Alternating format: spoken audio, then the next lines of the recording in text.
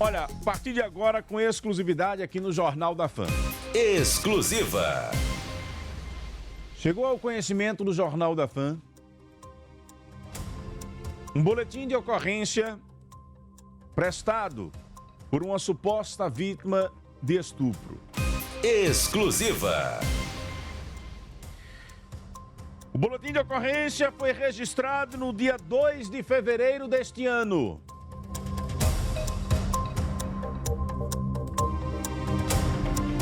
E ele envolve 2 profissionais da advocacia sergipana.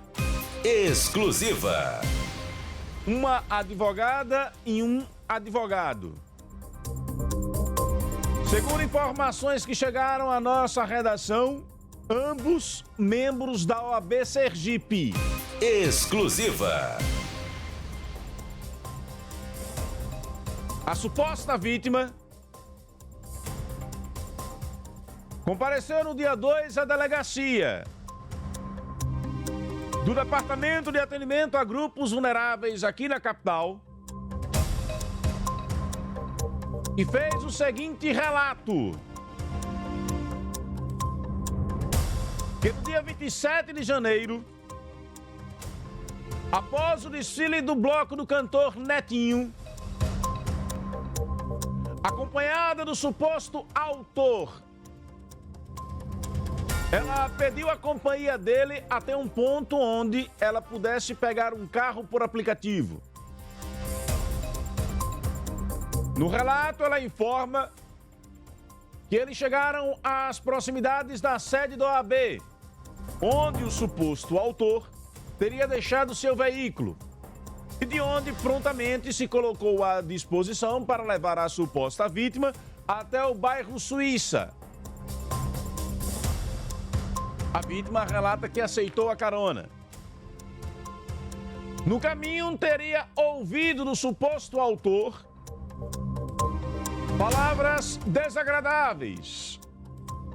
Entre aspas, não tem carona de graça. Você vai ter que me dar. Exclusiva. Segundo as informações da vítima, que estão aqui no boletim de ocorrência, o suposto autor passou a acariciá-la. A suposta vítima teria se feito de desentendida e teria tentado dizer a ele que eles não poderiam ter nenhum tipo de relação, porque, segundo informações, ele já teria tido um relacionamento com uma irmã dela. No meio do trajeto, o suposto autor disse que precisaria passar em casa para tomar um banho, porque na sequência teria um outro compromisso.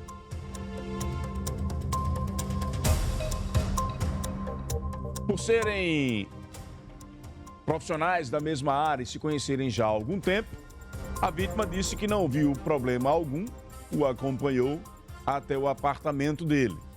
No apartamento, ele teria voltado a acariciar a vítima, que teria se feito de desentendida mais uma vez, e a todo momento, segundo a vítima, em que ele tentava acariciá-la, ela pegava algum objeto da casa para poder disfarçar, tentando mudar de assunto, tentando desviar a atenção, não querendo acreditar, segundo ela relatado no boletim, que passaria por momentos de violência.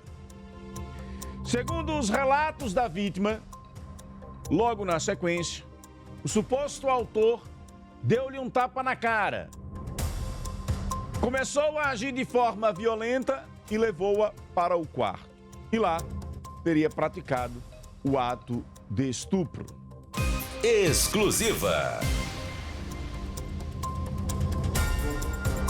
Ela relata que em determinado momento foi provocada pelo suposto autor se ela não estaria se satisfazendo com aquela situação.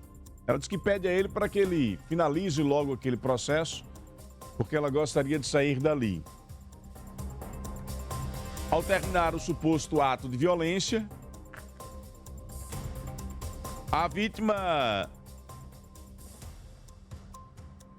informa que teria esquecido um celular no carro do autor e perguntado a ele se... Enfim, ao final ele acaba não dando continuidade à carona, diz a ela que pegue o Uber e que desça até o carro, pegue a chave do carro e desça até o carro e pegue o seu celular que no carro teria ficado. Ela relata que ao chegar em casa sentiu fortes dores nas suas regiões íntimas, apresentando sangramento e cólica.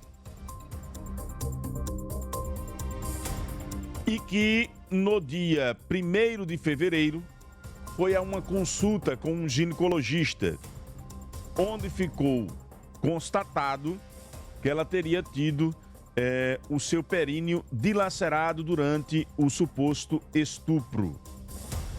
E também lesões em algumas regiões dos seus órgãos genitais. Este é o relato da vítima, que nós não iremos, por óbvio, revelar a identidade nem da suposta vítima, nem do suposto autor. Trazemos com exclusividade esta informação aqui no Jornal da Fama, porque o que nos chama a atenção é o seguinte: pelo tempo em que o fato aconteceu e pelos envolvidos dentro do caso, inclusive, a informação que nos chega é que a advogada do suposto autor do crime é a presidente da Comissão de Mulher da OAB Sergipe. Exclusiva. O que nos chama a atenção nisso tudo é que a entidade, observando o envolvimento de membros, não tenha se posicionado minimamente de forma interna. Não precisava colocar isso externamente, talvez para a sociedade. Talvez isso não precisasse. Porque o fato só está vindo a público agora, depois de uma apuração da nossa produção. Mas minimamente, que medidas a OAB tomou? Porque esse assunto é um assunto caro para uma entidade como a OAB. E aqui, percebam, nós estamos tratando, como diz a lei, o amplo direito de defesa de um suposto caso. E a gente fala suposta vítima e suposto autor, porque o processo ainda não chegou no seu devido final. A investigação ainda não chegou ao seu final. A delegada responsável no DAGV ainda não encerrou o inquérito. É porque está na fase de inquérito? Mas e o clima interno na instituição? Como é que fica? Minimamente, internamente, a OAB precisava ter tomado alguma medida, porque quando o caso viesse à tona, teria demonstrado que há, dentro das suas normas internas, medidas duras, mesmo que ainda em caso de suposição, para evitar qualquer tipo de sensação de proteção a crimes de violência contra a mulher.